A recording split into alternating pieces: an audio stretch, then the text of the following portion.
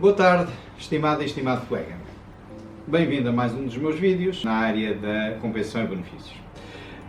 Continuamos na senda dos anteriores e desta vez eu vou falar, enfim, dos tipos de remuneração e das características destes sistemas de remuneração. Em termos de remuneração, eu diria que nós temos três grandes tipos. Temos as remunerações fixas, a remuneração flexível ou variável, como queiramos chamar, e os benefícios. Na remuneração fixa nós temos coisas como o vencimento de base, a isenção do horário de trabalho, os subsídios de férias, os subsídios de Natal, os abonos para falhas, enfim. Na remuneração fixa é aquilo que, por força da lei, dos costumes ou dos usos do setor, a pessoa recebe de forma permanente, ou periodicamente, normalmente com caráter mensal. A remuneração variável é aquela que é atribuída em função de um fim conseguido ou de um objetivo alcançado e podem ser, por exemplo, um prémio por objetivos, por ter atingido um determinado prémio, as comissões, as chamadas comissões, a participação em resultados, prémios especiais por um objetivo específico, muitas vezes as gorjetas também são uma espécie, também entram muitas vezes aqui dentro da remuneração flexível e a remuneração variável, enfim, têm uma característica de variabilidade e servem muitas vezes, e para mim, na minha forma de ver, servem essencialmente para focar as pessoas naquilo que são as prioridades estratégicas da organização. Ou seja, se eu quero que as pessoas no primeiro trimestre vendam essencialmente o produto A, por exemplo, vendam coaching, eu no mix de prémios ponho, por exemplo, 75% do prémio para coaching, e isso comunica às pessoas exatamente o que elas devem ir para a rua trabalhar, ou qual deve ser o foco da organização naquele mês. Ou se, por exemplo, eu quero num determinado mês numa fábrica aumentar a produtividade, o índice de produtividade, e eu nesse mês ponho, por exemplo, 70% ou 80% do valor do prémio da remuneração variável ligado a um objetivo de produtividade ou de qualidade ou daquilo que for. Depois temos os benefícios. Os benefícios são coisas como o subsídio de refeição, os seguros de vida, saúde, os planos de pensões, o veículo também é um benefício, o telemóvel e depois outros menos habituais, mas por exemplo o lugar de estacionamento, as férias adicionais. Os benefícios, aliás, podem ser, são também benefícios que podem ser benefícios financeiros ou não financeiros.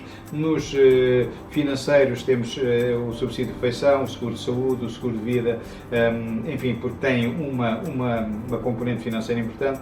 Menos financeiros pode ser, por exemplo, estacionamento, mas pode ser, por exemplo, ter um determinado tipo de gabinete ou, por exemplo, ter a possibilidade de ter um motorista, enfim, isto são outra espécie de benefícios. Quando nós falamos de um processo e falamos da estruturação da remuneração no vídeo passado, eu dizia que a composição salarial, a maneira como se estrutura, tem que ser, a composição de um salário deve ter duas grandes preocupações. Uma preocupação de competitividade externa e uma preocupação de equidade interna.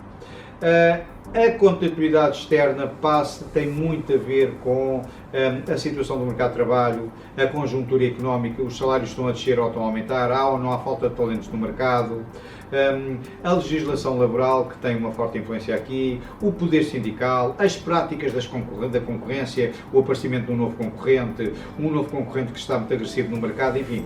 Quando nós estamos a falar de competitividade externa, tem a ver com estas coisas.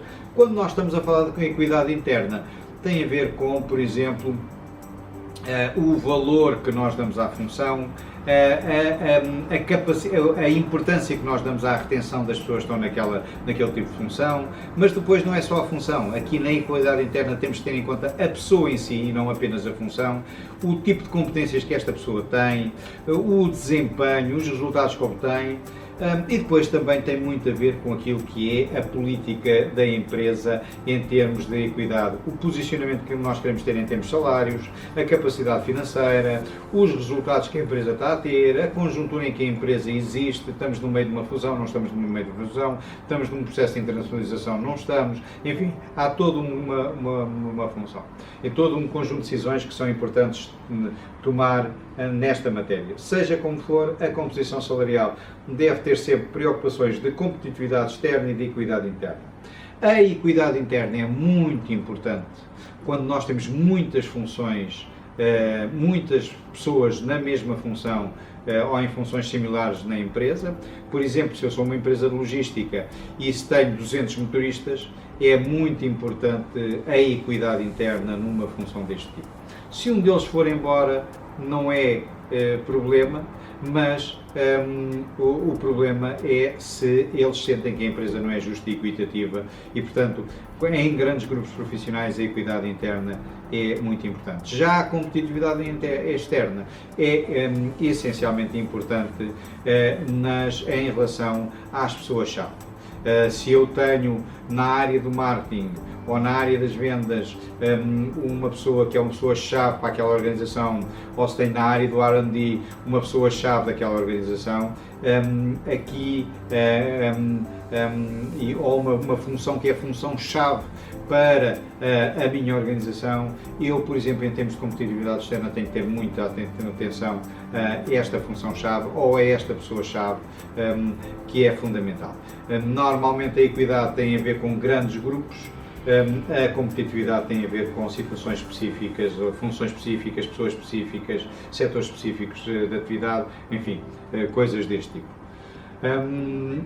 Não vos tomo mais tempo por hoje, votos de uma boa semana e até daqui para uma semana com mais um vídeo. Obrigado.